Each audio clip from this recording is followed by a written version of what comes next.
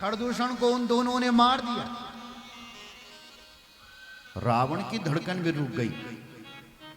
रावण सोचने खरदूषण गया, बोले हाँ।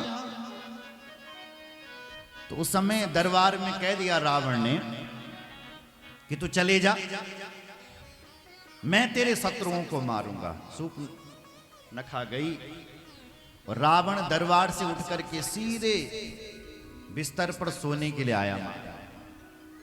और आज सोता सोता सोच रहा है, खरदूषण मोहि सम बलवंता, तिन्हि को मारई बिनु भगवंता। अरे भाई, खरदूषण तो मेरे जैसा बलवान था, उसको कोई मार नहीं सकता था। वो तो मेरे जैसा बलवान है खरदूषण।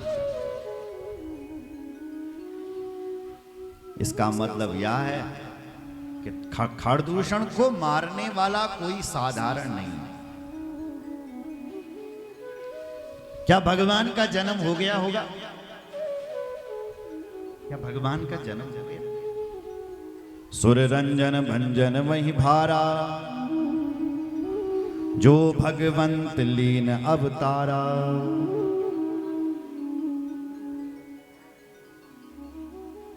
तो मैं जाय बैर हट कर हूं, प्रभु सन प्राण तजे भवतरम। भगवान का जन्म हो गया क्या? क्या मैं उनसे बैर करूं या उनका भजन करूं? क्या करूं? सोच रहा है रावण, क्या करूं मैं? बिस्तर पर सोया सोया सोच रहा है कि भजन छेन मैं तो करूं कि बैर छेन बल करूं। देखो भाई, हम ठहरे राक्षस, रावण बलान क्या ठहरे? हम राक्षस, खाने पीने वाले, मदिरा और जो भैंस खाते हैं, मांस मदिरा खाने वाले, वो तो राक्षस ही। तो बोले हम भैंस खाने वाले, मदिरा पीने वाले, हम तो राक्षस ही हैं।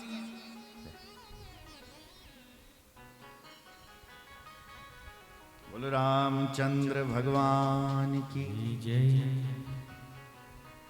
तो हमसे तो भजन भैया हो नहीं सकता है, क्योंकि हो ये भजन नहीं तामसी देहा, मन क्रम बचन मंत्र दृढ़ इहा। हो ये भजन नहीं तामसी देहा, तामसी शरीर से बल भजन न हुए सब। हम माला लिखते हैं, जप न करते, बल भगवान जी करते हैं। तो क्या कर सकते हैं? बोले भगवान के साथ हम युद्ध कर सकते हैं, ताकि भगवान हमें मारे और हमारी गति हो जाए। सुन रहे हो? और एक बात और सुन लो, भगवान के हाथ से जो व्यक्ति मरता है उसकी गति ही होती है। सुनना आप लगे, गति हो जाती है। क्योंकि जब राम जी का और रावण का युद्ध हुआ था ना, तो उस युद्ध में कुछ बानर भालू भी मर गए थे। लेकिन भगवान जब अयोध्या आ रहे थे, तो भगवान ने देवराज इंद्र से कहा कि देवराज इंद्र, तुम एक काम करो, मेरे कुछ बानर भालू मर गए हैं, तुम एक काम करो कि अमृत बरसाओ, अमृत, ताकि मेरे बानर भालू जीवित हो जाए। तो देवराज इंद्र ने आकाश से, स्वर्ग से अमृत बरसाया। साहब जनी बरखा क्या होती, ऐसे अमृत बरसा उन बानरों के ऊपर। तो राक्षस भी तो मरे थे, उनके ऊपर भी अमृत बरसा। लेकिन वो राक्षस खड़े नहीं हुए, जीवित नहीं हुए, लेकिन बानर सब जीवित हो गए। सुधा वृष्टि भई द्वैदल ऊपर, जिए भालू कपि नहीं रजनीचर।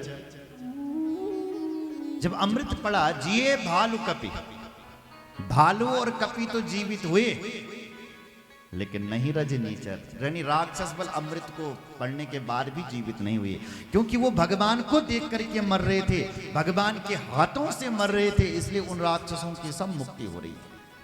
इसलिए आज रावण सोच रहा है मुझसे भजन दो, वही ना सक दो, मैं यह काम कर दू कि भगवान की लड़ाई कर दो, वो मुझे मारेंगे और मेरी गति हो जाएगी। रात भर सोचता रहा। प्रातः काल हुआ और सीधे ये मारीच के पास पहुंचा।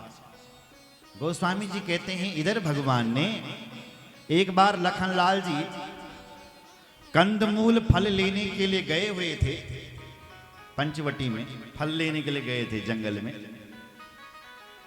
ये लकड़ी लेने के लिए। इतने में भगवान ने सीता देवी से कहा कि देवी अब मैं जरा राक्षसों का संहार करने वाला हूं, तुम एक काम करो कि तुम अग्नि के घर पर जाकर के निवास करो। तुम पावक महु करहु निवासा, जो लग करो निशाचर नासा। हे देवी तुम अग्नि के यहां अग्नि के घर में निवास करो। तो अग्नि देवता प्रकट किए और अग्नि के यहां मां सीता जी ने निवास किया।